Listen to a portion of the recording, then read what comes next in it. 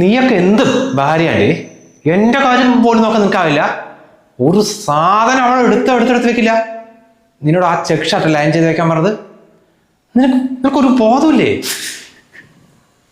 ഞാൻ shirt iron ചെയ്യാൻ പോയതായിരുന്നു. അപ്പോഴായിട്ടും ചായ വേണം പറഞ്ഞപ്പം ഞാൻ അതിടാൻ പോയത്. എല്ലാത്തിനും നിന്റെ അടുത്ത് ന്യായീകരണം ഉണ്ടല്ലോടി. ഇവിടെ ആ കൂടി നമ്മൾ 3 ആളിലുള്ളൂ. നീ പക്ഷെ 4-4:30 ആവുമ്പോഴേക്ക് എണിക്കല്ലോ. എന്നിട്ട് ഇവിടെ എന്താക്കുക? അത് ഒരു കാര്യം അവിടെ വൃത്തിക്ക് ചെയ്യില്ല. രാവിലെ നേരത്തെ എണീറ്റതായിട്ടാ. എണീറ്റപ്പം എന്തൊരു തലകറക്കം പോലെ. കുറച്ചു നേരം കിടന്നിട്ട് ഇപ്പം എണീറ്റ് അടുക്കളയിൽ പോയേ ഉള്ളൂ. ഓ, തുടങ്ങി അവളുടെ അസുഖം കണ്ട കണക്ക്. എടി നിനക്ക് എന്നു തന്നെ പരിപാടി? ഏതെങ്കിലും ഒരു ദിവസം ഇതിനെ കുറിച്ച് പറയാതിരുന്നില്ല? ഒരു തലവേദന, തലകറക്കം, വയറുവേദന, മുട്ടുവേദന, കാല് വേദന എന്നിട്ട്. എടാ നിനക്ക് 30 വയസ്സല്ലേ ആയുള്ളൂ, അപ്പോഴേക്കും വയ്യാണ്ടായോ? എന്താന്നറിയില്ല ഏട്ടാ, കുഞ്ഞായതിനു ശേഷം ഇപ്പൊ പഴയ പോലെ ഒന്നും ആരോഗ്യമില്ലാത്ത പോലെ. എന്താ ആരോഗ്യമില്ലെന്ന് നീ പറയുന്നത്? നിന്നെ പോലത്തെ പെണ്ണ് തന്നെയല്ലേ എൻ്റെ അമ്മയോ? പണികൾ വലിയ തറവാട്ടിലായിരുന്നു മോളായിരുന്നത്. 10-15 ആളിലായിരുന്നു അവിടെ. അതുകൂടാതെ കൃഷിയുണ്ട്, ആടും മാടും തേങ്ങ പറഞ്ഞിട്ട് ഒരുപാട് കാര്യങ്ങളിലായിരുന്നു. രാവിലെ എണിച്ച മുതൽ രാത്രി വരെ അമ്മ നിൽക്കാണ്ടുള്ള പണിയായിരുന്നു. എന്നിട്ട് ആ അമ്മയ്ക്ക് ഒരു അസുഖവും ഞാൻ കണ്ടില്ലല്ലോ. ഇതൊക്കെ ഇപ്പോഴത്തെ പെണ്ണുങ്ങളുടെ ഓരോ നാടകമല്ലേ? ആ കൂടി ഇപ്പോഴത്തെ കുടുംബത്തിൽ 3-4 ആളുണ്ടാവും. അവരുടെ കാര്യങ്ങൾ നോക്കാൻ നിങ്ങളെ കൊണ്ടാവില്ല. ഞങ്ങൾ വെറുതെ പറയപ്പോ കൈ വെച്ച് പോയിട്ട് ആ ഷർട്ട് അയൺ ചെയ്തോ, പോവാൻ സമയമായി. ഒരു 5 മിനിറ്റ് ഏട്ടാ, ഞാൻ ഇപ്പം അയൺ ചെയ്ത് തരാം. അല്ല ഇപ്പൊ ചായക്ക് എന്താണ്? ചായക്ക് റവ ഉപ്മാവ് ഉണ്ടാക്കാൻ വിചാരിച്ചു. റവ ഉപ്മാവാ? നിനക്ക് അതൊക്കെ ഇടി, എനിക്ക് ഗ്യാസാണ്. അത് ഞാൻ എപ്പോഴെങ്കിലും കഴിക്കുന്ന നീ കണ്ടിട്ടുണ്ടാ? അല്ല നീ ഇന്നലെ രാത്രി അരിയൊന്നും വെള്ളത്തിലിട്ടില്ല? എന്നാൽ രാത്രി അരിയൊന്നും അരയ്ക്കാൻ മറന്നു പോയിട്ടാ. രാവിലെ എണിച്ചിട്ട് നേരത്തെ അരയ്ക്കാന്ന് വിചാരിച്ചതാ. പക്ഷെ അന്നേരം കറണ്ട് ഉണ്ടായിരുന്നില്ല. പിന്നെ എനിക്ക് വയ്യാതായപ്പോൾ കുറച്ച് നേരം കിടന്നതായിരുന്നേ. കുറച്ച് നേരം കൊണ്ട് ഞാൻ ഉപ്മാവ് ഉണ്ടാക്കി തരാം. നിനക്കെന്തായാലും പറഞ്ഞാൽ മനസ്സിലാവുന്നില്ലേ? ആ സാധനം ഞാൻ ഇപ്പൊ കഴിക്കാന്നല്ലേ പറഞ്ഞത്? എടി ഞാൻ സമ്പാദിച്ചിട്ട് ഇവിടെ ഓരോ സാധനം വാങ്ങിച്ചു കൂട്ടുന്നതേ എനിക്ക് ഇഷ്ടമുള്ള പോലെ ഉണ്ടാക്കി തരാൻ വേണ്ടിയിട്ടാണ്. അല്ലാതെ നിന്റെ ഇഷ്ടത്തിന് ഓരോന്നും രാവിലെ തന്നെ പ്രഷർ കയറ്റാൻ വേണ്ടിട്ട്. എന്നാ പിന്നെ ഗോതമ്പ് ദോശ ഉണ്ടാക്കി തരാ. എടി നീ പോയിട്ട് പറഞ്ഞ പണിച്ചേടി. നീ ഇപ്പൊ ഗോതമ്പ് ദോശ ഉണ്ടാക്കിയിട്ട് ഞാൻ എപ്പോൾ കഴിച്ചിട്ട് പോകാനാ? അല്ലെങ്കിൽ സമയമില്ല. പോ ചെല്ലി വേഗം പോ.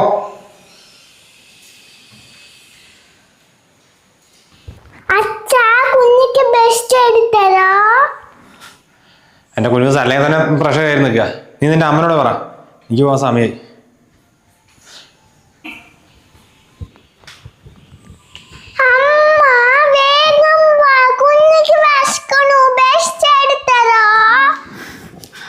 ഒറ്റ മിനിറ്റ് കുഞ്ഞുസേ, അമ്മതൊന്ന് അയൺ ചെയ്തിട്ടേ വേഗം തരാം. ഒന്ന് പേസ്റ്റ് ഒക്കെ എടുത്ത് വെക്ക്.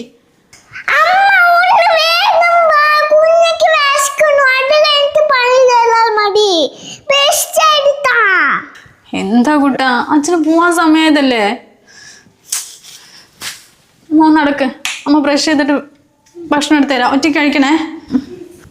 ഇന്ന് ലീവല്ലേ കൂട്ടം, വേഗം പഠിക്കണേ. എന്നിട്ട് വേണ്ട, സമയമില്ല.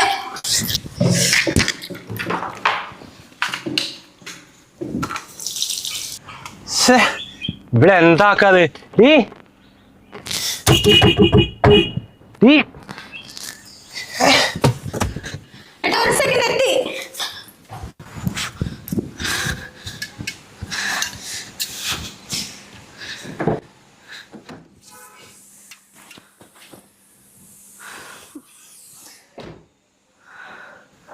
എന്താണിത്? ഇതൊക്കെ നിനക്ക് നേരത്തെ ആയി തന്നൂടെ? എങ്ങനെ സമയമില്ലാതെ അവിടെ? ഒരു മിനിറ്റ്, ഒന്ന് TV റീചാർജ് ചെയ്ത് തരുമോ? ഇപ്പോൾ 10 ദിവസമായില്ലേ കഴിഞ്ഞിട്ട്. നിങ്ങളൊക്കെ പോയി കഴിഞ്ഞാൽ ഞാൻ ഇവിടെ ഒറ്റയ്ക്കല്ലേ, ആകെ ബോറടിക്കുന്ന. എന്റെ കാര്യം നിനക്ക് മര്യാദക്ക് ചെയ്തു തരാൻ പറ്റില്ല. അതിനിടയിൽ കൂടെ അവൾക്ക് TV കാണണത്രേ. രാവിലത്തെ ഉച്ചക്കലൊക്കെ ഉണ്ടാക്കിയില്ലേ? നീ ഒരു കാര്യം ചെയ്യ്, രാത്രിക്ക് ഇപ്പൊ തന്നെ നോക്കിയോ, എന്നാലും അപ്പോഴേക്കും ആവുള്ളൂ. ഒരു അവാർഡ് പിടിച്ച സാധനം. വിഷയം പിടിക്കാതെ ഒന്നാമത് സമയമില്ല.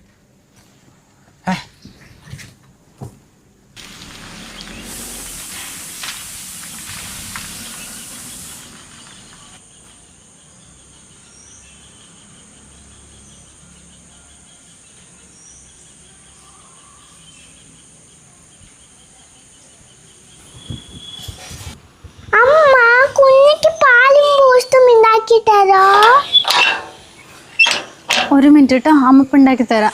അമ്മ ഭക്ഷണം കഴിച്ചോ? അമ്മ പിന്നെ കഴിച്ചോളാം. വാ, മോൻ ഉണ്ടാക്കി തരാം.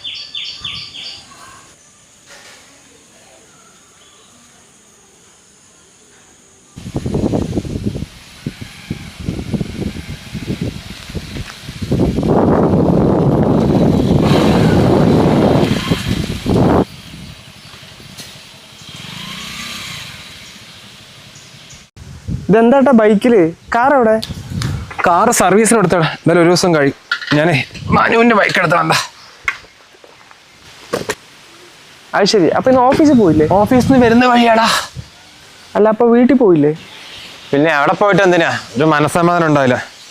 എടാ നമ്മുടെ പിള്ളേർക്ക് അവിടെ ഒന്നിനും കാണില്ലല്ലോ. അവന്മാരൊക്കെ എത്ര നേരം ഇവിടെ ഉണ്ടായിരുന്നു? ഇതാ കുറച്ച് മുന്നേ പോയുള്ളൂ. അല്ല, ഏട്ടൻ എന്താ അങ്ങനെ പറഞ്ഞത്? ചേച്ചിയും കുഞ്ഞും അവിടെ ഒറ്റയ്ക്കല്ലേ? ഓഫീസിൽ നല്ല പ്രഷറാണ്. നമുക്ക് അത് തീർക്കാൻ വേണ്ടിയല്ലേ വീട്ടിലേക്ക് പോകുന്നത്. ഇന്നിപ്പോൾ അങ്ങോട്ട് പോയാലേ അതിലും വലിയ പ്രശ്നമായിരിക്കും. ഇന്ന് രാവിലെ തന്നെ വലിയൊരു ഭൂകമ്പം കഴിഞ്ഞ് ഇറങ്ങിയതാണ്. ഇന്ന് മാത്രമല്ല, എന്നും തന്നെ പരിപാടി. എടാ ആ കൂടി ഞങ്ങൾ രണ്ടാളിലേ ഉള്ളൂ. ആ കാര്യങ്ങൾ നോക്കാൻ കൂടി എനിക്ക് മര്യാദയ്ക്ക് പറ്റില്ല പറഞ്ഞാൽ എന്നും അതിന് അസുഖം തന്നെ. അല്ല, വീട്ടിലെ പണി ചെയ്യാൻ ഏട്ടൻ ചേച്ചിനെ ഹെൽപ്പ് ചെയ്യില്ല? പിന്നെ ഓഫീസിലെ പണിയും ചെയ്ത് വന്നിട്ട് ഞാൻ വീട്ടിൽ പോയിട്ട് ഹെൽപ്പ് ചെയ്യല്ലേ. എടാ ആ കൂടി ഞങ്ങൾ രണ്ടാളിലേ ഉള്ളൂ. അതിന് ആ കാര്യങ്ങൾ നോക്കാൻ കൂടി അവൾക്കാവില്ലേ. പിന്നെ അവൾക്ക് അവിടെ എന്താ പണി? അല്ല, ഞാനങ്ങനെ ഇല്ല കേട്ടാ, അതുകൊണ്ട് ചോദിച്ചതാ. ഞാൻ എല്ലാത്തിനും അവളെ സഹായിക്കാറുണ്ട്. നിങ്ങൾക്ക് ഭയങ്കര ന്യൂജ് തന്നെയല്ലടാ. എടാ ആണുങ്ങളുടെ വില കളിയല്ലടാ മക്കളെ. നിന്റെ കല്യാണം കഴിഞ്ഞിട്ട് ഇപ്പോൾ കുറച്ചല്ലേ ആയല്ലോ. മോനെ ചെറിയൊരു ഉപദേശം തരാട്ടാ. നമ്മൾ ഈ ആണുങ്ങൾ പുറമേ പോയി ജോലി ചെയ്തിട്ട് സമ്പാദിച്ചിട്ട് വീട്ടിലേക്ക് സാധനം വാങ്ങിച്ചു കൊടുക്കുന്നത് അവന്മാർ നമുക്ക് എന്തെങ്കിലും വെച്ച് ഉണ്ടാക്കി തരാൻ വേണ്ടിയിട്ടാണ്. അതിൽ പോയിട്ട് സഹായിച്ചാലേ പിന്നെ ഐറ്റികൾക്ക് നമ്മളൊക്കെ എന്ത് വിലയാണ് ഉണ്ടാകുക. ഏട്ടാ, ഈ വീട് പണിയെ അത്ര എളുപ്പമുള്ള കാര്യമല്ല. നല്ല കഷ്ടപ്പാടുണ്ട്. അത് ചെയ്ത് നോക്കിയാലേ ഏട്ടന് മനസ്സിലാവും. എന്ത് കഷ്ടപ്പാടാ? അടിക്കാനും തുടയ്ക്കാനും കുറച്ച് ഭക്ഷണം ഉണ്ടാക്കാനാ? ഇതാണാ പൊന്നു മോനെ, നീ നിന്റെ ഭാര്യ പറഞ്ഞു കേട്ട് അടിമയെ നിൽക്കല്ലേ. വീട്ടിലെ പണിയും കുഞ്ഞിനെ നോക്കുന്നതും ചേച്ചി ഒറ്റയ്ക്കല്ലേ ചെയ്യുന്നത്? ഒരു ദിവസം ചേച്ചി ഇല്ലാണ്ടിരുന്നാലോ? ആ ഒരു അവസ്ഥ ഏട്ടൻ ചിന്തിച്ചു നോക്കിയിട്ടുണ്ടോ? അവളില്ലെങ്കിൽ അത്രയും സമാധാനം. എടാ ഈ പൈസ കൊടുത്താൽ കിട്ടാത്തായിട്ട് ഒന്നുമില്ലല്ലോ ലോകത്ത്. അവളുള്ളതാ എനിക്കിപ്പോൾ തലവേദന. നിങ്ങളുടെ അടുത്തൊന്നും പറഞ്ഞിട്ട് ഒരു കാര്യമില്ല. എന്നാ ശരി, ഞാൻ പോണു. വീട്ടിൽ കുറച്ച് സാധനം മേടിച്ചു കൊടുക്കാണ്ട്. ഭാര്യനെ പേടിയാണല്ലോ ഇപ്പോഴത്തെ പിള്ളേർക്ക്. കഷ്ടം തന്നെ. ഇവന്മാരിഞ്ഞ് എപ്പോഴാ വരിക?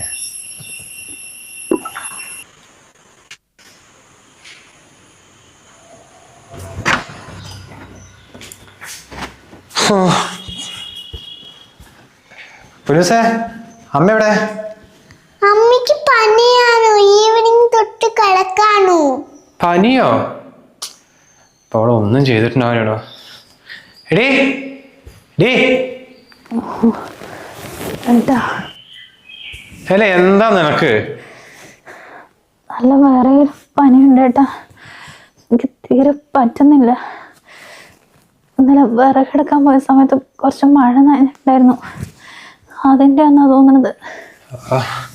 നീ ഏതെങ്കിലും ഒരു മരുന്നെടുത്ത് വെച്ചിട്ട് വേഗം എനിക്ക് ചായ ഉണ്ടാക്കിത്താ. തലവേദന വെച്ചിട്ട് വയ്യ. പറ്റായിട്ട് ഏട്ടാ, ഏട്ടനൊന്നും ഉണ്ടാക്കി കുടിക്കുമോ? ചായപ്പൊടി പഞ്ചസാരയൊക്കെ അവിടെ അടുത്ത് തന്നെ ഉണ്ട്. ആടി, ഇത്ര നേരം പുറത്തു പോയിട്ട് കഷ്ടപ്പെട്ട് ജോലി ചെയ്ത് വന്നിട്ട് വീട്ടിലെ പണി ഞാൻ ചെയ്യണല്ലേ? ഇപ്പൊ ചെയ്യാം ഞാൻ. വായിക്കുകയാണെങ്കിൽ ഞാൻ എങ്ങനെയെങ്കിലും ഉണ്ടാക്കി തന്നിട്ടുണ്ടാവും. ഏട്ടന് ചായ ഉണ്ടാക്കുമ്പോഴേ എനിക്കൊരു ഗ്ലാസ് ഉണ്ടാക്കി തരുമോ? ആടി, നിനക്കുള്ള ചായയും രാത്രിക്കുള്ള ഭക്ഷണമൊക്കെ ഞാൻ ഉണ്ടാക്കി തരാം. അപ്പോഴേ അഭിഷേക് വിളിച്ചാൽ ഒരു ചായ എടുത്തിട്ട് പോകാൻ. കേൾക്കാണ്ട് വന്ന് എന്നോണം പറയാം. അപ്പൊ രാത്രി ഓർഡർ ചെയ്യേണ്ടി വരുമല്ലോ. കഷ്ടം തന്നെ.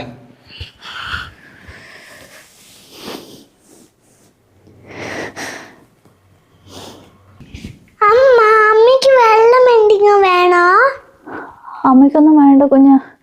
മോനവിടെ പോയിരുന്നോ? അല്ലെങ്കിൽ കുഞ്ഞിനും കൂടി പനി പകരും.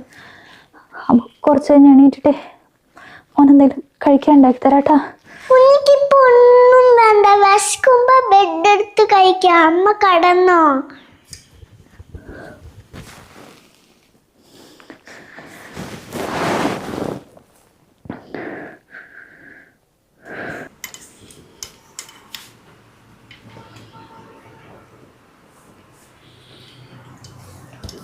മരുന്ന് കഴിച്ചല്ലേ ഉള്ളൂ.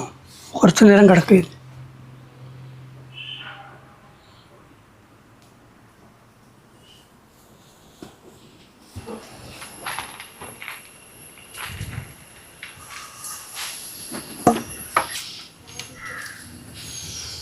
ഞാൻ അവൾക്ക് മരുന്ന് കൊടുത്തിട്ട് കിടത്തിയുള്ളൂ.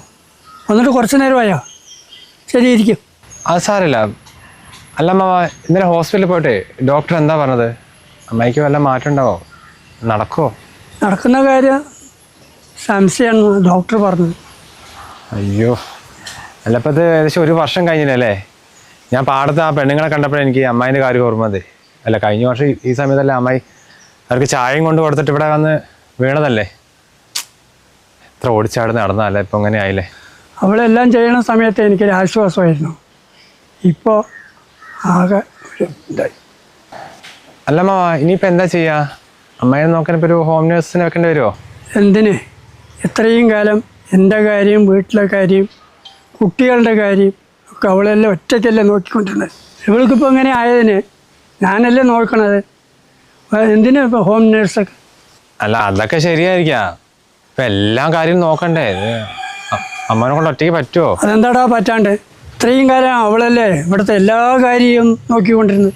എപ്പോഴും അത് ചെയ്യ് ഇത് ചെയ്യ് പറഞ്ഞിട്ട് ഒരു സൗകര്യം തരില്ല. ഇപ്പോൾ അവൾ കിടപ്പിലായപ്പോൾ എന്തോ ഭാഷയായി. ആദ്യമൊക്കെ അവളെ പുറകെ നടന്നപ്പോഴേ എനിക്കൊരു ശല്യമായി തോന്നി. പക്ഷേ അവർക്ക് എന്തെങ്കിലും സംഭവിക്കുമ്പോഴാണ് അവരുടെ വില എന്താണെന്ന് നമുക്ക് മനസ്സിലാവുക. അച്ഛനും അമ്മയും കൂടപ്പിറപ്പുകളും കുറച്ചു കാലമേ നമ്മുടെ കൂടെ ഉണ്ടാവുള്ളൂ. പക്ഷേ ജീവിതാവസാനം വരെ നമ്മുടെ ഭാര്യമാർ കൂടെ ഉണ്ടാവുള്ളൂ. പറഞ്ഞപ്പോൾ അങ്ങനെ പറഞ്ഞു. ശരി മോനെ, ഞാൻ അവൾക്ക് കഞ്ഞി കൊടുക്കട്ടെ.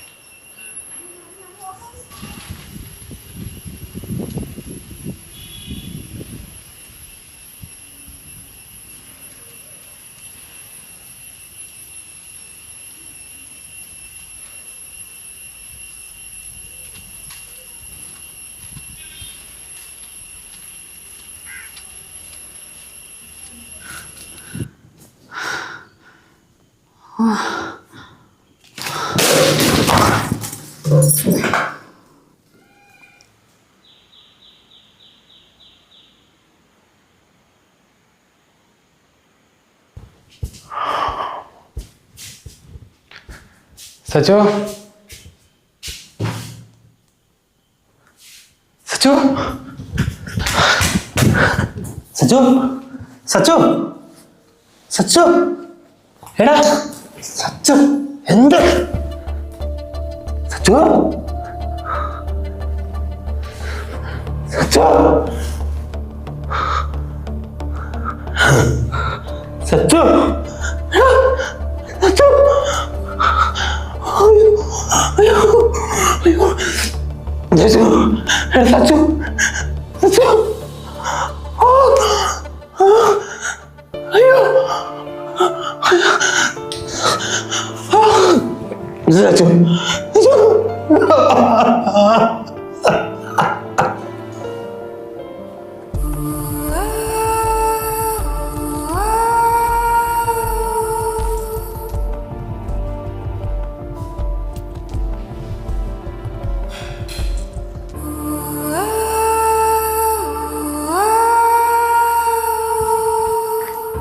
അച്ഛാ, കുഞ്ഞിക്ക് അമ്മന്റെ കാണാൻ തോന്നുന്നു. എവിടെ പോയിരിക്കാനോ?